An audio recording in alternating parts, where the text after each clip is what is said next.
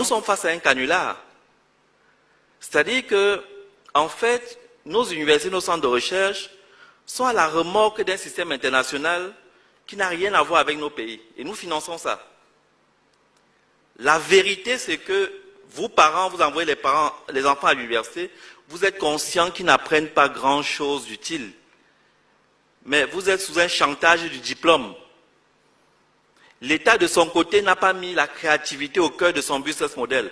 C'est encore le modèle extraverti dont il a hérité. Et donc, du coup, sa jeunesse l'encombre. L'université fait un travail de garderie que nous finançons pour avoir la paix. Et ça,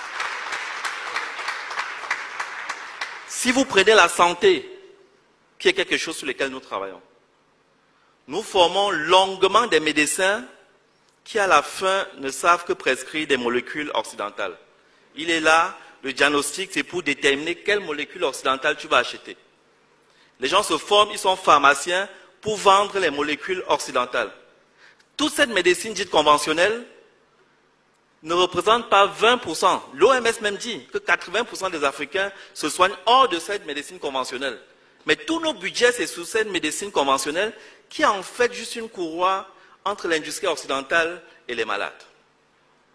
Donc, où est-ce qu'on se retrouve dans tout ça? Pourtant, on a un potentiel. Tous les médicaments se font à partir des plantes. On a une biodiversité extraordinaire. On doit pouvoir faire nos médicaments. On doit pouvoir construire nos intrants de santé. Qui peut faire la couverture maladie universelle en important tout? Ce n'est pas possible. Nos plantes ont des vertus et on le sait. On dit qu'il faut transformer localement. On prend le cas du bois par exemple. Mais le bois, rien que les écorces du bois, par leur valeur thérapeutique, peuvent nous rapporter 20 fois plus que la bille de bois que nous importons. C'est-à-dire si on enlevait seulement les écorces pour exploiter médicalement, la valeur marchande dépasserait la valeur des billes de bois. Mais on n'est même pas dans ce schéma. Donc, et le fond du problème, c'est notre imaginaire. Avant même de regarder les côtés pratiques, techniques, de qu'il n'y a pas de lycée technique et tout ça, ça commence par l'imaginaire. C'est là où on est vaincu. Mon entreprise fabrique des équipements. Et c'est très remarquable.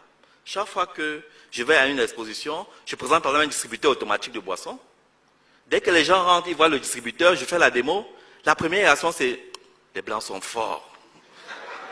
Je lui dis « mais c'est écrit dessus « Made in Africa ». Il dit « ah bon, donc vous assemblez ?» Je dis que non, on fabrique. Il veut se convaincre qu'il y a quelque chose qui ne va pas. Son cerveau bug. L'idée de la création africaine nous échappe. On est coupé de ça. Et c'est la grande bataille que nous devons mener. C'est les industries créatives. Nous encore, les gens de notre génération, tout petits, on faisait au moins les avions avec le papier, on faisait les vélos avec le bambou. Mais les enfants d'aujourd'hui sont sur les écrans. Mais qu'est-ce qu'ils regardent sur les écrans? Si nous envahissons pas cet espace pour qu'ils regardent quelque chose qui leur dit que toutes les sciences viennent de l'Afrique, pour qu'ils regardent quelque chose qui les valorise, ben, ils vont toujours rester dans ce complexe. D'abord, ils ne vont pas consommer local et on est mort. Ils ne vont pas pouvoir innover parce qu'ils ne sont pas dans ce schéma. Donc, on est bloqué à la racine. Les industries créatives, c'est l'enjeu terrible. Et ça se fait avec le numérique. Et le numérique, alors, c'est la mère des batailles. Le numérique nous déverse un rouleau compresseur de technologies disruptives. Si nous restons passifs dans le numérique, mais les gens vont nous programmer. C'est-à-dire qu'on va devenir des esclaves consentants. Parce qu'ils nous touchent dans les aspects cognitifs. Donc, c'est vrai qu'on a un petit retard. Internet n'est pas disponible partout. Mais nous allons vite. Il y a de l'espoir. Et notre population est jeune. Donc, le numérique peut devenir une arme puissante. Nous ne devons pas louper le coche du numérique. J'invite vraiment nos États, c'est ce que nous faisons à la Commission, à gagner au moins la bataille du numérique. Et puis s'interroger sur l'outil lui-même, l'université, et puis le cadre réglementaire. Le système est bâti pour que nous ne fabriquions rien. On vous parle des normes. Dès que vous avez fabriqué quelque chose, le premier fonctionnaire que vous rencontrez, est-ce que c'est conforme à la norme? Il ne sait même pas lui-même de quelle norme il parle. Il n'y a aucun banc d'essai.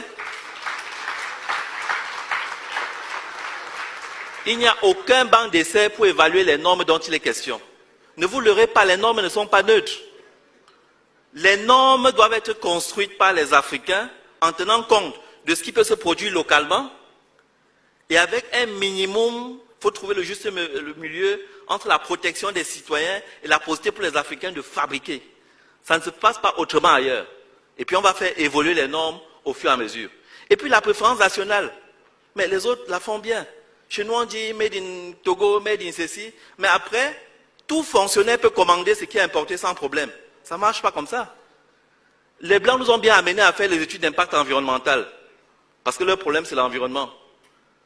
Mais nous, qui n'avons d'ailleurs pas de grands problèmes avec l'environnement, on n'arrive pas à s'imposer qu'un gestionnaire de crédit qui utilise l'argent qu'on a menacé le débrouillard au marché pour collecter, soit obligé d'importer d'abord africain. S'il est obligé d'importer étranger, il faut qu'il explique. Donc la préférence africaine doit être opposable.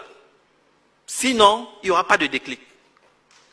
Donc, nous sommes dans une commission où nous regardons comment on peut mettre les sciences et technologies au service du développement. Progressivement, on va entrer dans les détails, mais c'était ça les grands chantiers, le cadre réglementaire, le numérique, la santé, l'énergie et les universités, les centres de recherche. C'est quoi fondamentalement? Parce que normalement, dans la bataille du développement, les universités sont censées être nos généraux. Mais comme c'est les Occidentaux qui financent leurs recherches, ils publient là-bas. Et quand ils sont finis par avoir le grade là-bas, ils viennent ici nous demander des situations de rente, parce qu'ils sont des grands professeurs. Ils n'ont rien changé sur notre environnement.